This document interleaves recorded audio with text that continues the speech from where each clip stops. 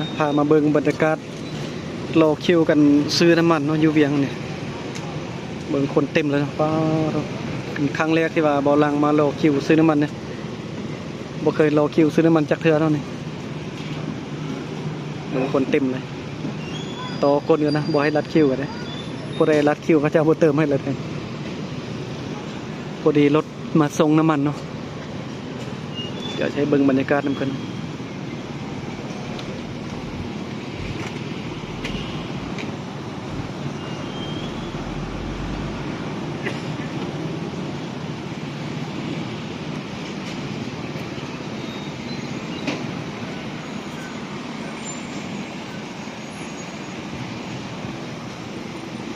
บ่ลังขี่รถเลาะมาแต่แถวพนตองพุ่นน่ะขี่มาจนมาฮอดแถวนี้เนาะไปปั๊มได้เขาเจ้าก็ปิดมันน่ะมีแต่ปั๊มนี้เขาเจ้าเปิดนะแต่ว่ามาเกือบบ่ทันเนาะบ่ว่าฮอดคิวจากห้องนี้น้ำมันยังจะมีหรือบ่นะ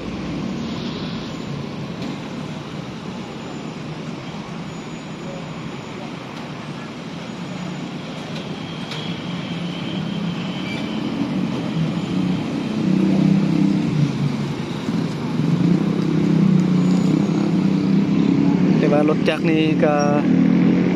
ไวอยู่เนาะถ้าเป็นรถใหญ่เนี่ยได้ท่ากันดนเลยรถจักรนี่เติมแป๊บเดียวก็เต็มแล้วเนาะเปลี่ยนไปตามคิวกันนะรถใหญ่นี่คันนึงเติมบักไล่ๆแหละก็จะได้ท่ากันบนไงเห็นรถใหญ่จอดอยู่นอกทางกันนะเรียนแถวมาเลยเนาะแต่ว่าตัวนี้รถใหญ่น่าจะบ่ได้ใส่แล้วเพราะว่าเขาจะปิดแล้วนะยังเหลือแต่รถจักรที่เข้ามาด้านในปั๊มเนี่ยเนาะจึงได้ใส่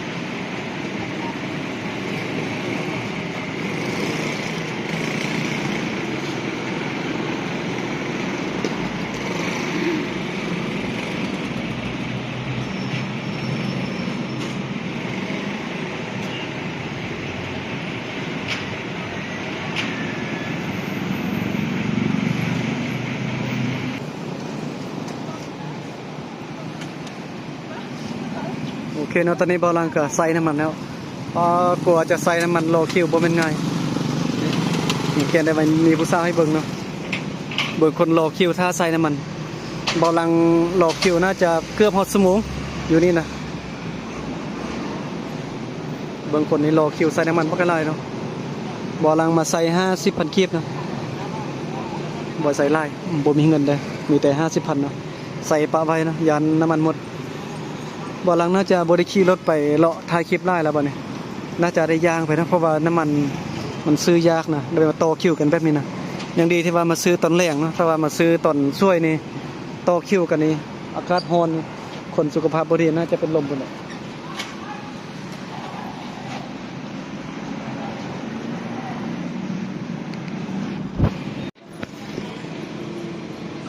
หนังเบิ่งเขาเจ้าก่อนเบาหลังจะกลับเดี๋ยวเก็บภาพบรรยากาศให้เบิ่งเนาะว่า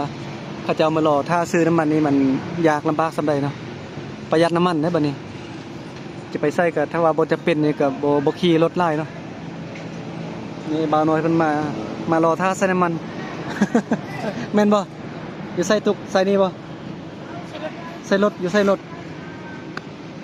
อยู่พุ่นติรถใหญ่อะขับเองรถจักรขับมาคนเดียวผู้ใดขับให้อ๋อนึกว่าขับรถมาเองมาท่าพอแล้วเนาะมาใส่น้ำมันน้ำพอโอ้ยากเนาะน้ำมันนี่นั่งเบิ่งบรรยากาศนำกันเนาะโอ้ตัว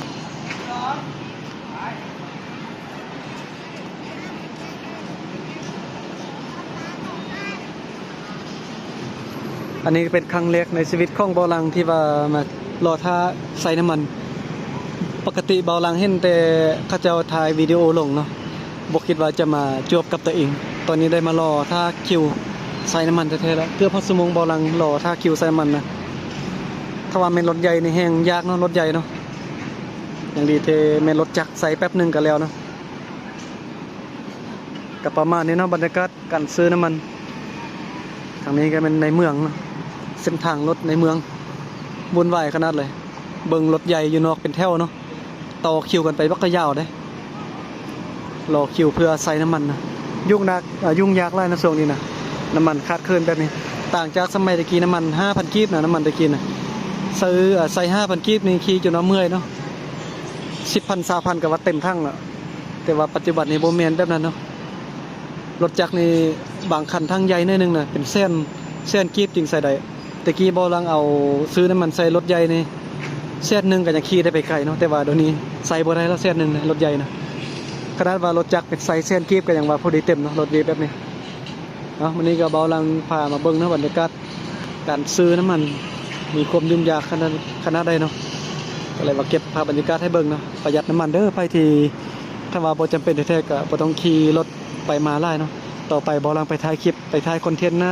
อาจจะได้ย่างไปเนาะถ้าว่าแถวได้มอนะถ้าว่าบ่จะเป็นแท้ๆก็บ่ขี่รถนะเพราะว่ามันยุ่งยากน้ำมันแพงเด้ซอกซื้อยากเลยเนาะก็ประมาณนี้เนาะคลิปนี้หมอนี้ก็ขอบใจพ่อแม่พี่น้องเนาะบ่มีหยังหลายคลิปนี้นะพามาเบิ่งภาพบรรยากาศการซื้อน้ำมันเนาะหมอนี้เบาลังก็ขออนุญาตจบคลิปเพียงเท่านี้ก่อนเด้อเดี๋ยวเป็นจะได้ก็ค่อยเจอกันในคลิปต่อไปเนาะหรือว่าจะพาไปเบิ่งภาพบรรยากาศการซื้อน้ำมันเติมกันรอท่าเบิ่งคลิปต่อไปเนาะ